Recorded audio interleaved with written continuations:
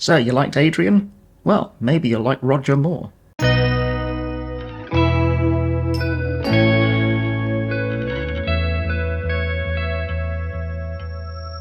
Last week, as part of my efforts to celebrate National Poetry Month, I read a couple of poems from this book by Adrian Henry.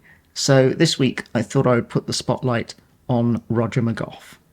He's probably the most well-known of the three Liverpool poets.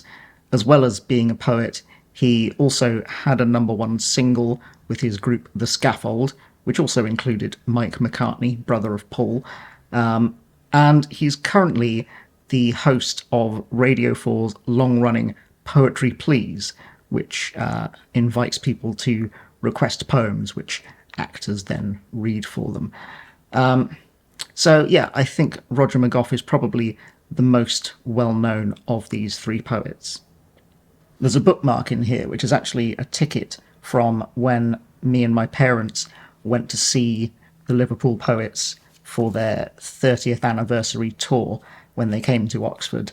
So that was 1997. So it was a while ago, and I was quite young, so I don't really remember it that well.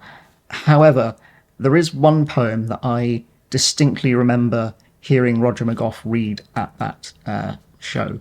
So I'd like to share that with you first, and it's called Vinegar. Sometimes I feel like a priest in a fish and chip queue, quietly thinking, as the vinegar runs through, how nice it would be to buy supper for two. This next one is more political, more angry, and unfortunately still rings exceedingly true. It's called Motorway. The politicians, who are buying huge cars with hobnailed wheels the size of merry-go-rounds, have a new plan.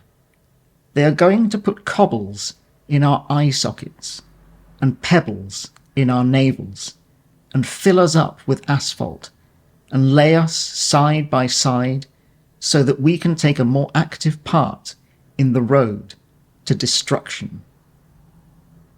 And this last poem feels to me almost like a retort to The Who and their famous lyric, "I hope I die before I get old." And this is called Let Me Die a Young Man's Death. Let me die a young man's death, not a clean and in-between-the-sheets holy water death, not a famous last words, peaceful, out-of-breath death. When I'm 73 and in constant good tumour, may I be mown down at dawn by a bright red sports car on my way home from an all-night party. Or when I'm 91 with silver hair and sitting in a barber's chair, may rival gangsters with ham-fisted Tommy guns burst in and give me a short back and insides. Or when I'm 104 and banned from the cavern, may my mistress, catching me in bed with her daughter and fearing for her son, cut me up into little pieces and throw away every piece but one. Let me die a young man's death, not a free from sin, tiptoe in, candle wax and waning death, not a curtains drawn by angels born. What a nice way to go, death. And I'm happy to say that at time of recording, Roger McGough is still with us at the age of 88, so he hasn't yet died any of these young man's deaths. So, those are just a few of my favourite poems by Roger McGough.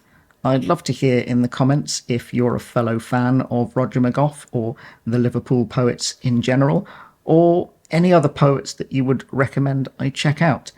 But that's about it from me today. I hope you're having a lovely day, and I will see you when I see you.